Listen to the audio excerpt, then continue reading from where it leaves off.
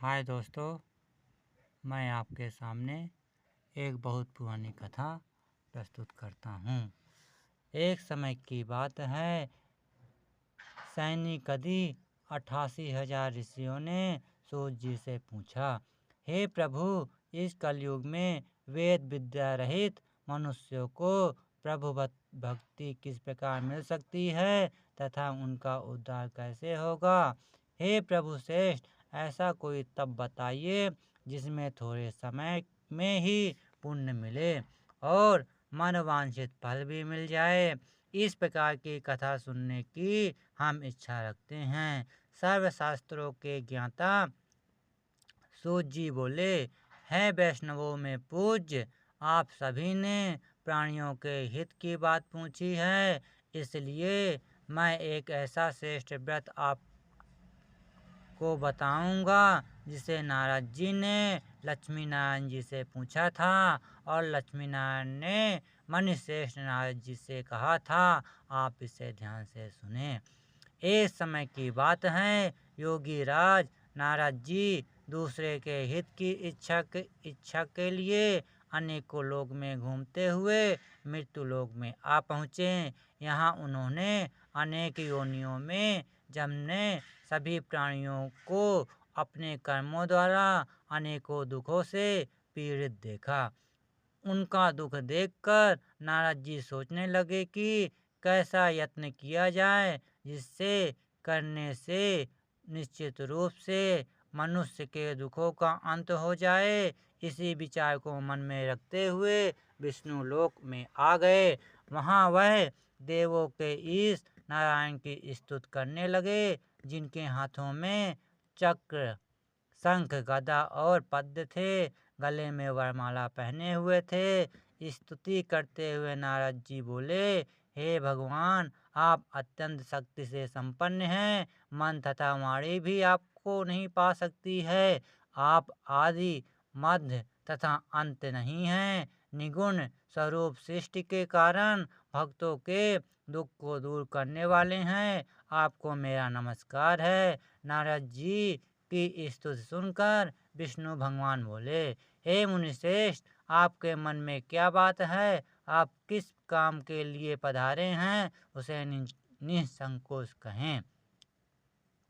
इस बात पर नारद मुनि बोले, मृत्युलोक में अनेक योनियों में जन्मे मनुष्य अपने कर्मों के द्वारा अनेकों दुखी से दुखी हो रहे हैं। हे नाथ, आप मुझ पर दया रखते हैं तो बताइए कि वो मनुष्य थोड़े प्रयास में ही अपने दुखों से कैसे छुटकारा पा सकते हैं।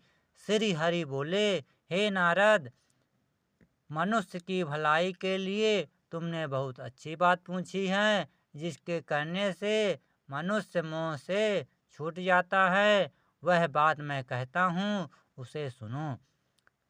स्वर्गलोक व मृत्युलोक दोनों में एक दुर्लभ उत्तम व्रत है जो पुण्य देने वाला है। आज प्रेमवश होकर मैं तुम्हें कहता हूँ। श्री सत्यनारायण भगवान का यह व्रत अच्छी तरह से विधान पूर्वक करके मनुष्य तुरंत यहाँ सुख भोग कर मरने पर मोक्ष पाता है। श्री हरि के वचन सुन नारद जी बोले, उस व्रत का फल क्या है, इसका विधान क्या है, यह व्रत किसने किया था, इस व्रत को किस दिन करना चाहिए, सभी कुछ विस्तार से बताइए। नारद की बात सुनकर श्री हरि बोले, दुख व शोक को दूर करने वाला, यह सभी स्थानों पर विजय दिलाने वाला है।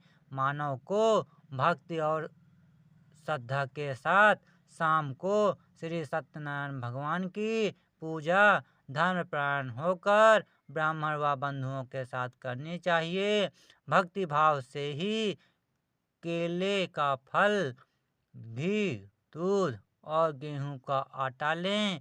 गेहूं के स्थान पर साठी का आटा, शक्कर तथा गुड़ लेकर वह सभी भक्षण योग्य पदार्थों को मिलाकर भगवान को भोग लगाएं।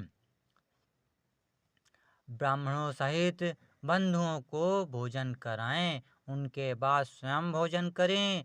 भजन कीर्ति गायन के साथ भगवान की भक्ति में लीन हो जाएं। इस तरह से सत्यनारायण भगवान का यह व्रत करने पर मनुष्य की सारी इच्छाएं निश्चित रूप से पूरी होती हैं। इस काल अर्थात कलयुग में मृत्युलोक में मोक्ष का यही एक सरल उपाय बताया गया है। श्री सत्यनारायण व्रत कथा का यह पहला अध्याय संपूर्ण होता है। बोलिए श्री सत्यनारायण भगवान की जय।